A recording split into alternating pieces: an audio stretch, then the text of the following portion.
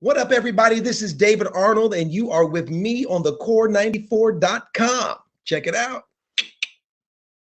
Honorable, the legend, Mr. David A. Arnold. Thank you so much for having me. I've been busy, trying to get this show up off the ground and preparing for going on the road to do another tour and another Netflix special at the beginning of next year. So I'm really busy but excited, man. I'm really, really excited. How much material did you get during the pandemic, just staying at the house and being able to write and really concentrate? Oh my God. It's like you really get to know the people you living with. I'm writing all this shit down. I'm writing all of it. I need everybody to hear about this when I go back out. And another thing too, you just need somebody to talk to. Like I'm like, oh, I'm going out. The clubs are starting to open up. So I've been going out on the, just going out around the city in LA. So it's been just literally talking about the stuff that I've just been through and observed since I've been here at home with my family for the last 16 months. It ain't been no joke, but it's so funny because you do get a chance to write a lot, but then I also started writing television and all that, and during this time I took advantage of the time because I couldn't go out on the road, so I took advantage of the time, and I created these TV shows, and it's been incredibly it's been a blessing of how they've been received and the work that's come out of them. So I've been working a different muscle, but it's been great. And I'm really looking forward to everybody seeing the stuff that I've been working on, especially when I get back out on the road. My Netflix special came out 10 days before the pandemic hit, which was a blessing and a curse. A curse in a way that I didn't get a chance to go out on the road and tour and see what type of effect that, how people received it, but a blessing because everybody was locked down and they didn't have nothing to do. So the first thing people did for the first 2 months of the pandemic was watch everything on Netflix. So I had people hit me up that I never thought would be hitting me up like, man, I'm stuck in the house watching this, and it did really well. It did so well that it got the attention of, Netflix, because it was not a Netflix original. It was Fat Ballerina was an independent project that Kevin Hart, who's a friend of mine, financed for me. And I shot it and did it myself. He gave me the money and was like, here, man, go shoot your special. And I went and shot it, edited it, did all of that stuff myself. And then we took it and presented it to Netflix, and they were like, oh, we like this. And they put it on. And when they put it on, it beat out the Netflix originals that they released with me that same week, the ones that they had, done. So now they've signed a contract, and now I'm about to do a Netflix original. Now I'm under the Netflix family. So man, that's a blessing. It's gonna be good too. I like the stuff from YouTube when you get real down and dirty. Oh, well, it's so funny. I'm gonna grab a little pieces of those and expand on that in this new, because a lot of people, what people don't understand is, like, I've been doing stand-up for 23 years, and when you've been doing it this long, pretty much under the radar, a lot of stuff that you worked on and bits that you've done, unless you found me early on somehow, whether it's through YouTube or you happened to see a BET that I did, or back in the day, or a Def Jam, one of those that I did during the reboot. I did all those shows when nobody was watching them no more. You know what I mean? Like, literally, I did Comic View and Def Jam after it was over, like when it wasn't hot no more, and everybody was like, ain't nobody watching that. That's when I was on. So, like, unless you happen to catch me during that, you really haven't seen a lot of the material that I have done, unless, like yourself, like you say, you jump on and be like, oh, I gotta go see what this dude has done. So I'm looking forward to grabbing some of that material that I really love, that I felt like didn't get the shine that it needed. And now that I'm even a better comedian than I was 10 years ago, 15 years, I'm a better storyteller, I should say. I'm looking forward to, sharing some of those stories along with a lot of the new stuff that I've been working on. So yeah, man, I'm very excited to go back out on the road. Like with Rodney Dangerfield, like he had 20 years, 30 years worth of jokes. You know, whether they was old, whether you never heard them. So when he came out, he was just like, blah, blah, blah, blah, blah, blah, blah, blah, blah, blah. So as opposed to the 1,000 people that say I heard that before, who cares? There's a million people who know it, and you're just killing with these jokes. Pow, pow, pow. I've been killing for years, almost unfollowable. Honest with you, like, you know what I mean? Who wants to go about? Man, you know what? It's so funny, like when you say that, because that's like a lot of people, like my friends and people who have been around me. I ran into a friend in the parking lot yesterday. She was an executive at BET for a long time, and so she's known me, and she talked about noticing all the things that's happening, and she said that same thing that you just said. And I to be real and be honest, that's how I've always felt. I've always felt like I've been flying under the radar. It's never been my time. I would, there has been times like how me and Kevin got on each other's radar. I mean, me and Kevin and I have been friends. Kevin Hart and I have been friends for a long time. But I mean, he came into the Laugh Factory one night and he went on stage right before me because, I was about to go up.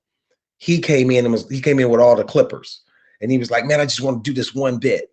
And just let me go up. When you're a star, you bump everybody, Right. But, so I was like, you Kevin Hart, what you want me to say? Go on up and do your little bullshit ass jokes. That's what I said to him, because we friends, So we laughing and Kev goes up and kills, he goes up and murders, he gets a standing ovation. And then I go up because I was scheduled to go up. I go up right behind him. I get a standing ovation right behind him. And he called me that night on the way home. We was both driving home. He was driving home. I was driving home, and I got a call from him, and he was like, "Dude, it's time. You deserve to be seen. You deserve to be out here." And that was in 2013. That's how long ago that was. You know what I'm saying? And we've done work together, and now he's the producer on this new Netflix special that I'm about to do in February of 2022. He was the executive producer of this one that I just did, Fat Ballerina. And Lena Waithe has joined the team. She's now also a producer on my stand-up special. And her and Kevin have also created, and we're doing an Amazon television show for me. So it's taken this long. So like when you say stuff like that, it makes me feel good. But in one part of it goes, it feels good to know that the thoughts that I've had inside about myself and my stand-up, somebody else and other people feel that same way and they've seen it. You know what I mean? And so I appreciate that. I really do. I remember you had one about we had to save up to get divorced, and by the time we got the money, yeah, like, fell back in love again. Yeah, man. Divorce saved my marriage. That premise, that world is what my Amazon show is loosely based off of. It's loosely based off of that particular bit, and the fact that bit stands out for you. It's loose. It's in that neighborhood. It's in the neighborhood of a couple who you see what they overcome in their relationships, where you thought they weren't going to make it, and you see that they do. So, or that they have, and I think that's the part that's great that you pick that bit out, because that's the bit that's gotten a lot of people's attention. And all the comedy clubs here in LA are starting to open back up. I just got emails from all of them, and I'm so excited to be like literally getting a chance to go out and find this new stuff and get it ready for my taping, because this time next year it'll be out. You know what I'm saying? And they don't know how important it is for a comedian. I was about to say, during pandemic, not able to really touch that crowd and really sharpen those jokes and know what to cut and know how to go this. Like, it was like, ooh, man, that's real tough to come out with right now. So it's good. So I saw that you be hitting 3, 4, 5, 6, 8 clubs a night. You know what I'm saying? Sharpening and getting it right. I saw Sherry Shepherd say she was doing more shows than you, man. You think that's true? Sherry, so she might have been at that in that one moment. She might have been, and the fact that Sherry uses me as the barometer of how many spots is a lot? That says something to me. The fact that she said, I'm doing more spots than David Arnold, I went, that's good that I put a work ethic out there for somebody to measure themselves up against. Share, I'll give you credit. Sherry is like she wants it. You know what I mean? She wants that stand-up thing. So she goes out there and she bangs it out like that, which is great. But yeah, there was a time when I would be out 5, 6 nights a week and I would do 2, 3 spots. And that will happen again very in the next couple of months. It'll become the same thing. Well, I will, because I'm in the middle of producing this TV show that I created for your girl, Lele. I'm in the middle of doing that. But while I'm doing that all day, then I'll leave the studio and I will go to a comedy club and get on stage and do some spots and start working out and just be out there again. So I'm excited about that, man. I'm so excited about that part. How talented is Lele, man? We know how she off the camera, and when the camera come on, it's like boom, boom, boom, like a big old star. Like, how is she, man? What is it? What was it like working with her?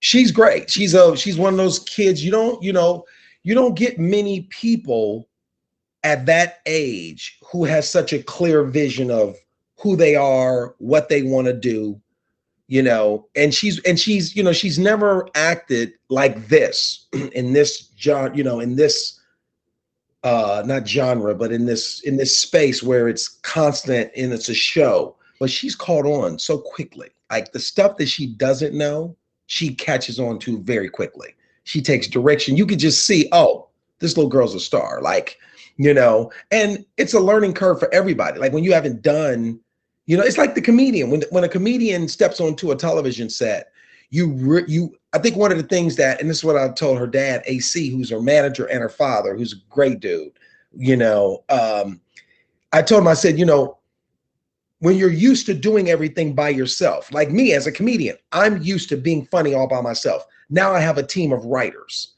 So when I first started writing television, when I wrote, like Meet the Browns was the first show I ever wrote for. Meet the Browns, A House of Pain with Tyler Perry. That was my first professional job in 2007, 8. I had to learn that these people are on my team and it's okay for them to help me make this script funny. As a comedian, you do it all by yourself. So it's hard to accept help, or you like, I don't need nobody to help me. I know what I'm doing.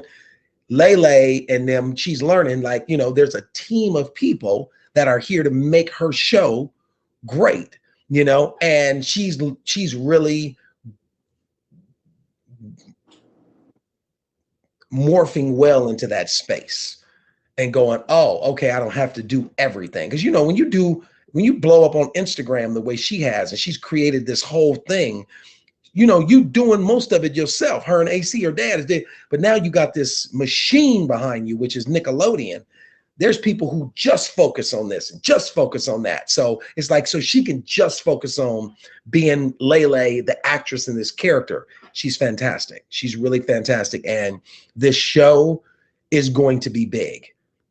Will Packer called me on the phone last year, in July of last year, and was like, David, I got this, this little girl. She's full of talent. I think, you should write this show and create it for her.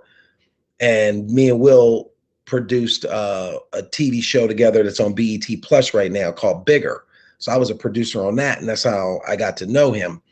And I said, okay, I'll give it a shot. He sent me one paragraph, and I took that and turned it into this world now that is this Nickelodeon show. And I'm really excited for her, and I'm excited I think I didn't know this, but I joined a small group of Black men who are TV show creators, soul TV show creators. They have Soul Created by Credit, which I didn't know that until the announcement came out, and other Black writers started hitting me up going, it's like me, Kenya Barris, I think the guy who created 227, but just Soul Created. There's a lot of showrunners, but I didn't realize the group was so small of Black men that have created TV shows. David, they honor, bro. You the man, bro. You the inspiration, bro. You kept pressing, man. You keep pushing, bro. I've never seen somebody get so much better as time goes. I'm just excited for you. I'm proud of you, man. You my inspiration. keep doing what you're doing. I actually got one more question before we get out of here, and it's a question Yeah. for my mother. He needs a story about the OJs. Wow, your mom. Okay, so okay, so let me explain so people have some context. My stepfather started, who my mom was married to, like I guess I was 6.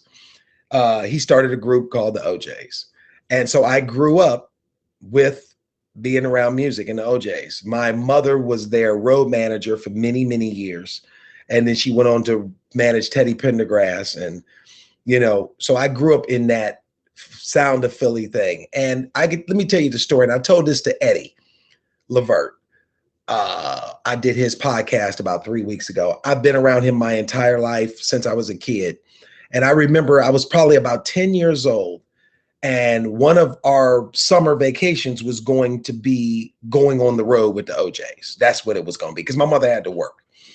And this is when the OJs were at their biggest. They were selling out arenas. Like, this is like, 1978, 9, something in there. They just on fire. And I remember standing on the side of the stage, and I know I'm 10. I know I'm 10, maybe 12 at the most, but I'm thinking I'm 10.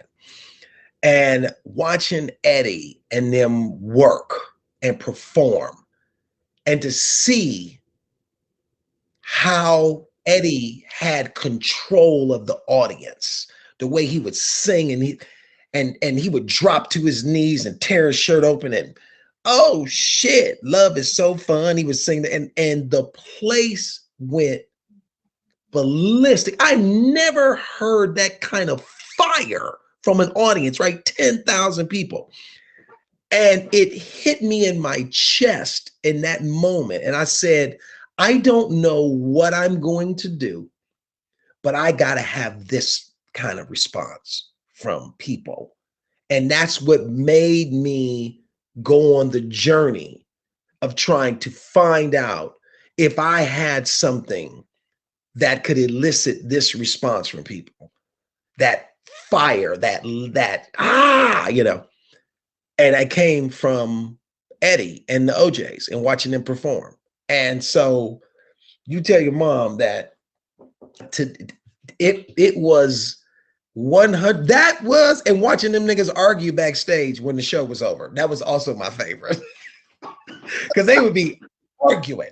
They would, you're supposed to spin left and then slide right. Your ass spinning right and sliding left. When I tell you arguing, it got so bad, my mother would be like, come on, you got to come out of here. Come on. You can't be in here while they cussing each other out. And I would just be sitting there eating it up, man. So those are two of my great OJ memories. Thank you so much, man. I really appreciate it. Whoop-dee, welcome to Detoxity. Hey! Watch me go try ozone therapy. Helps me get body toxins released. Come see the spa for all self-care needs.